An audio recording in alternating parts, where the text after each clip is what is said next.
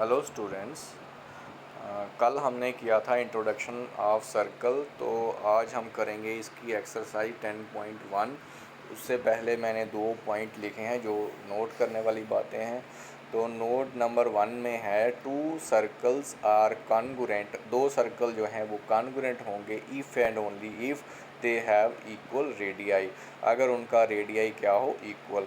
तो कॉन्ग्रुएंट क्या होता है, कब 2 फिगर कॉन्ग्रुएंट होती हैं, जब उनका शेप एक जैसा हो और उनका साइज़ इक्वल हो। जैसा कि हमारे दोनों हाथ हैं, अगर एक के ऊपर दूसरे को रखा जाए तो हमें एक ही नज़र आएगा। तो इसी तरह जो कॉन्ग्रुएंट चीज़ें होती हैं, एक के ऊपर अगर दूसरा रखा जाए तो एक ही नज़र आता है, जो ऊपर होता है उसके नीचे वाला नज़र नहीं आता, क्योंकि उनका शेप और साइज़ एकदम बराबर होता है, मतलब वो इक्वल होते हैं हर लिहाज से। तो अब उसके आपने पहले भी पढ़ा हुआ है, कॉन्ग्रुएंसी ऑफ ट्रायंगल जो है लेसन आपने पढ़ा है, तो वो हो गया ट्रायंगल का। लेकिन सर्कल 2 कब कॉन्ग्रुएंट होते हैं, जब उनका रेडियाई इक्वल हो।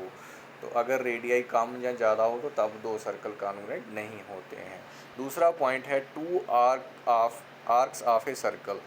2 आर्क एक सर्कल की आर ऑफ कॉन्ग्रुएंट सर्कल, जहाँ कोई 2 कॉन्ग्रुएंट सर्कल हैं उनकी आर्क कॉन्ग्रुएंट। उनको कॉन्ग्रुएंट कब कहेंगे, मतलब आर्क को कॉन्ग्रुएंट कब कहेंगे, if the degree measure of 2 arcs are the same. अगर डिग्री मेज़र उनका क्या हो, सेम। डिग्री मेज़र मतलब जो वो एंगल सेंटर में बनाए वो इक्वल हो, मतलब सेंटर ऑफ द सर्कल में दोनों आर्क जो एंगल बनाए वो इक्वल आ जाए, मतलब 60 डिग्री हो जाए। एंगल अगर इक्वल हो गया तो मेज़र ऑफ डिग्री एंगल अगर मेज़र 2 आर्क का इक्वल हो गया तो वो दोनों आर्क क्या होती हैं, कॉन्ग्रुएंट। तो अब चलते हैं क्वेश्चन नंबर 1, एक्सरसाइज नंबर 10.1। तो वो है फिल इन द ब्लैंक्स। तो फिल इन द ब्लैंक्स में पहली फिलअप है the centre of a circle lies in dash of the circle. तो कह रहा है कि जो सेंटर है सर्कल का वो सर्कल के कहाँ होता है, सर्कल के कहाँ होता है, बाहर होता है, अंदर होता है, या सर्कल के ऊपर होता है। तो ये तो आपको पता ही है, सेंटर जो है सर्कल का वो सर्कल के अंदर होता है, इन द इंटीरियर। तो दूसरा जो फिलअप है उसमें उसने पूछा है point whose distance from the centre of a circle is greater than its radius lies in dash of the circle. तो एक पॉइंट है जिसका डिस्टेंस जो है कहाँ से, सेंटर से, सर्कल के सेंटर से, इज़ ग्रेटर, वो ग्रेटर है किससे, दैन इट्स रेडियस, मतलब उस सर्कल के रेडियस से ज़्यादा है। तो फिर वो पॉइंट कहाँ लाई करेगा। तो कल मैंने आपको ये इंपॉर्टेंट पॉइंट में नोट लिखवाया था कि अगर किसी पॉइंट का डिस्टेंस जो है सर्कल के सेंटर से उसके रेडियस से ज़्यादा हो तो वो पॉइंट कहाँ लाई करता है, एक्सटीरियर में। तो दैट मीन्स ये पॉइंट कहाँ लाई करेगा, in the exterior of the circle. तो वो सर्कल के एक्सटीरियर में लाई करेगा। तो तीसरा जो पॉइंट है, तीसरा जो फिलअप है वो है the longest chord of a circle is a dash of the circle. तो जो लॉन्गेस्ट कॉर्ड है सर्कल की उसको क्या कहते हैं। तो लॉन्गेस्ट कॉर्ड को कल मैंने बताया था आपको कि जो लॉन्गेस्ट कॉर्ड है उसको हम क्या कहते हैं, डायमीटर। तो अगर आप चाहो तो आप सर्कल एक बना के तो उसमें कॉर्ड ड्रा करते जाओ करते जाओ करते जाओ, लेकिन जो कार्ड सर्कल के सेंटर में से पास होगी ना उसको डायमीटर भी कहेंगे, और वो सबसे लंबी कार्ड होगी। तो that means the longest chord of a circle is a diameter of the circle. वो सर्कल का क्या होगा, डायमीटर। तो फोर्थ फिलअप जो है an arc is a dash when its ends are the ends of a diameter. तो कह रहा है कि एक आर्क जो है, अब आर्क क्या होती है, कॉन्टीन्यूअस पीस ऑफ सर्कल, मतलब सर्कल का हिस्सा, सर्कल का पार्ट।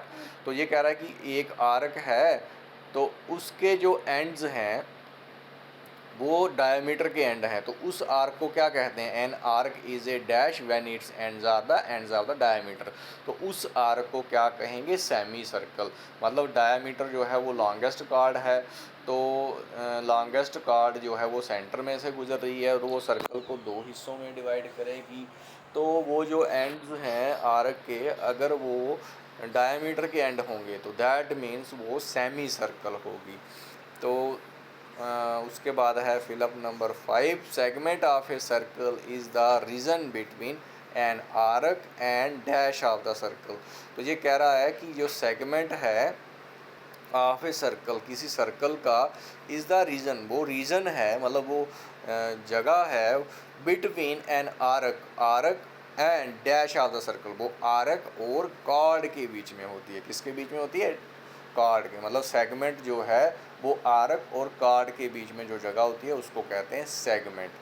तो ये जहाँ पे क्या आ जाएगा? Chord of the circle. उसके बाद सिक्स्थ पार्ट है, a circle divides the plane on which it lies in dash parts. तो ये मैंने कल बताया था कि ये सर्कल जो है अगर किसी प्लेन में वो लाई करती है तो वो उस प्लेन को क्या करती है? उस प्लेन को 3 हिस्सों में डिवाइड करती है। एक हो गया इंटीरियर, दूसरा हो गया ऑन द सर्कल और तीसरा हो गया, मतलब एक इंटीरियर हो गया उसका अंदर और एक सर्कल हो गया खुद, और तीसरा हो गया एक्सटीरियर प्लेन का। तो प्लेन को 3 हिस्सों में डिवाइड करती है। तो क्वेश्चन नंबर 1 कंप्लीट हो गया। क्वेश्चन नंबर 2 है, राइट ट्रू और फॉल्स। आपको बताना है कि इसमें सही स्टेटमेंट कौन सी है और गलत कौन सी है। तो पहला है, line segment joining the centre to any point on the circle is a radius of the circle. तो कह रहा है कि एक लाइन सेगमेंट है जो क्या कर रही है? सर्कल के सेंटर को सर्कल के किसी पॉइंट को ज्वाइन कर रही है, तो उसको रेडियस कहते हैं। ये ठीक है या गलत है?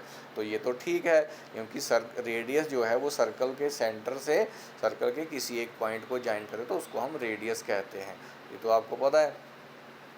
तो और कल मैंने बताया था कांस्टेंट डिस्टेंस, मतलब जो सर्कल के ऊपर पॉइंट होते हैं उनका जो सेंटर है उससे वो डिस्टेंस जो है वो कांस्टेंट रहता है, तो दैट मीन्स वो रेडियस कहलाता है। अब इसमें भी क्या है कि लाइन सेगमेंट, अब ये वो लाइन सेगमेंट है जो सर्कल के सेंटर और सर्कल के किसी पॉइंट को ज्वाइन कर रही है, तो नेचुरली बात है वो रेडियस ही होगा। उसके बाद दूसरा पार्ट है, circle has only finite number of equal cards. तो ये कह रहा है कि ये सर्कल जो है इसके finite number of equal cards होंगे। तो क्या ये सही है या गलत है? तो अब जैसा कि सर्कल जो है, सर्कल के ऊपर इनफाइनाइट नंबर ऑफ़ पॉइंट्स होते हैं, तो इनफाइनाइट नंबर ऑफ़ पॉइंट्स होते हैं तो वहाँ पे हम बहुत सारी कार्ड ड्रा कर सकते हैं। तो जब बहुत सारी कार्ड ड्रा कर सकते हैं तो उसमें बहुत सारी इक्वल भी हो सकती हैं, तो इसका फाइनाइट नहीं आएगा, इनफाइनाइट आएगा। A circle has infinite number of equal chords. If a circle is divided into 3 equal arcs, अगर हम सर्कल को क्या करें 3 इक्वल कार्ड में डिवाइड करें। If a circle is divided into 3 equal arcs, each is a major arc. तो ये कह रहा है हर एक को फिर मेजर आर्क कहा जाएगा। हर एक को मेजर कहाँ कहा जाएगा? क्योंकि जब हम उसको 3 इक्वल आर्क में डिवाइड करेंगे तो वो इक्वल आर्क होंगी, मेजर या माइनर कहाँ होंगी। तो आगे है fourth part, a chord which is twice as long as its radius. तो कह रहा है कि कॉर्ड जो है जो ट्वाइस है, किससे? जितना रेडियस की लंबाई है उससे वो डबल है, ट्वाइस है। Is a diameter of the circle, उसको हम डायमीटर ऑफ द सर्कल कहेंगे। ये ट्रू है कि फॉल्स है? ये ट्रू है। जैसा कि आप जानते हो कार्ड जो है जो डायमीटर है वो लॉन्गेस्ट कार्ड है सर्कल का। तो लॉन्गेस्ट कार्ड है, जब वो सर्कल के सेंटर में से पास होगा तो 2 रेडियस बनेगी, एक तो जहाँ से वो स्टार्ट हो रहा है और सेंटर तक, और सेंटर से जो दूसरे एंड पॉइंट तक, तो 2 रेडियस होंगी। तो that means 2 time radius is diameter. तो chord which is twice as long as radius is a diameter of the circle. तो ये ट्रू है। उसके बाद है fifth part, sector is the region between chord and its corresponding arc. ये कह रहा है कि सेक्टर जो है वो रीज़न है between chord and its corresponding arc, और उसके कॉरस्पॉन्डिंग जो आर्क है उसके बीच वाला रीज़न है। तो अभी हमने ऊपर फिलअप में पढ़ा, segment of a circle is a region between an arc and chord of the circle. तो ये लिख रहा है सेक्टर, तो सेक्टर तो नहीं होता, सेक्टर जो है वो रीजन होता है between 2 radius and corresponding arc. तो इसका मतलब ये फॉल्स है, यहाँ पे सेगमेंट आना था। तो आगे है sixth part, a circle is plane figure. तो सर्कल जो है वो प्लेन फिगर है, तो ये तो ट्रू है। सर्कल की डेफिनेशन में भी मैंने लिखवाया था, जब स्टार्ट किया था उस वक्त भी बताया था कि सर्कल जो है वो प्लेन फिगर है। तो इसके साथ ही क्वेश्चन नंबर 2 भी हो गया कंप्लीट। तो क्वेश्चन नंबर 1 भी कंप्लीट, 2 भी कंप्लीट, और ये एक्सरसाइज 10.1 भी कंप्लीट। तो कल हम करेंगे आगे वाला टॉपिक। आज इतना ही।